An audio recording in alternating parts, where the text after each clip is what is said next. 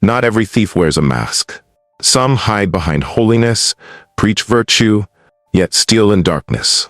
If you have ever lived in a Lagos public compound before, then you will understand that the real challenge is not only about squeezing into one room, queuing for your turn at the bathroom, or fighting over who should fetch water first at the only tap. The real headache is protecting your food. Because in such compounds, the unwritten law is simple. If you don't guard your pot, you are automatically volunteering it to the community. Jennifer, a hardworking caterer in her late 20s, knew this truth all too well. She cooked day and night for weddings, birthdays, and every type of social gathering you could think of. By the time she came back from her exhausting catering events, she would be too tired to cook for herself. So her small kitchen pot was her lifeline, her comfort. But lately, the contents of that lifeline had been vanishing. Pots of fresh stew she left simmering at night would magically disappear by morning. Bowls of jollof rice would reduce to crumbs as if rats had learned to use spoons. And the final insult came one Tuesday morning when she returned to find her pot of pepper soup, carefully prepared with goat meat and expensive spices, completely empty. Not even oil floated at the bottom. At first, Jennifer thought she was imagining things.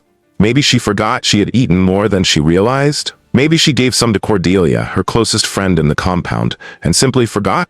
But the pattern kept repeating itself, and each time it grew bolder.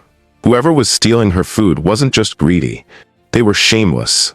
She tried to dismiss it until one night, her prized pot of white soup, the soup she had prepared specially for her sick aunt in Surulere, disappeared without a trace. That was when she knew it wasn't ordinary compound mischief. Somebody was deliberately tampering with her food. Jennifer began to suspect everyone. The night guard, Solomon, who always seemed to know too much about every tenant's movement. The new couple in room 3, who claimed they were always too busy with work to cook.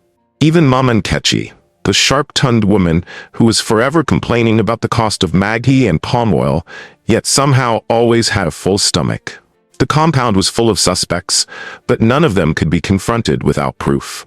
One night, sitting on her bed and staring at an empty pot, Jennifer muttered under her breath, "Whoever you are, you will soon collect from me.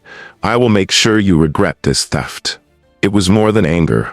It was the voice of a woman determined to fight back. And from that very night, the compound entered a new season of drama. One where a thief would be caught, and everybody would soon realize that not every pot of soup in Lagos is safe to steal.